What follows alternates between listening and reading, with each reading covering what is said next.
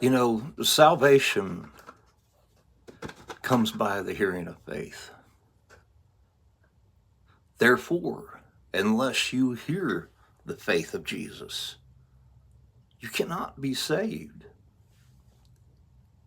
And the majority of people out there are not proclaiming the gospel of Jesus Christ of Nazareth. They're proclaiming another gospel and another Jesus.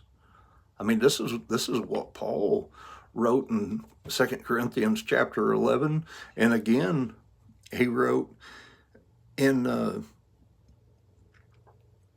Galatians chapter 1, where these Jews are coming in trying to bring these people back underneath the bondage of the law and the weak and beggarly elements of the world, instead of walking in the faith of Jesus Christ, wherein the righteousness of God is revealed from faith unto faith, as he describes in Romans chapter 1, verses 16 and 17. I mean, because whatsoever is not of faith is sin, Romans 14:23. And as Paul wrote, he says, the law is not of faith.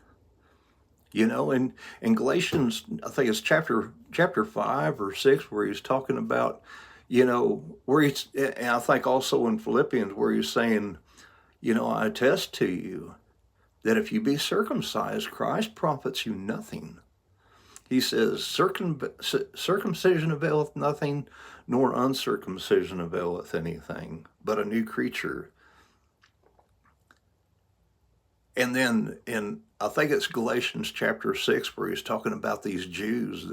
He says they desire to have you circumcised that they might glory in your flesh. And this is what Paul is getting at when he's talking about no flesh shall glory in God's presence.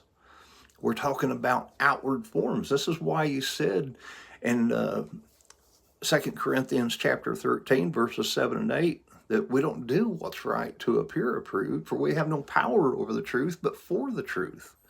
Because as Peter said, we've been born again, not of a corruptible seed, as in the first man, Adam, but an incorruptible seed, the word of God.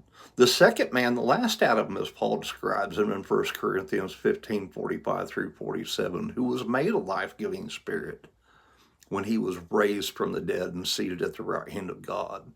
But we've got to enter the faith, because unless the body we sow dies, it's not given life. 1 Corinthians 15:36, it's planted in death in water baptism, where we enter the faith as the people of Samaria that were water baptized by Philip. And when John and Peter heard they received the word, came down to lay hands on them to receive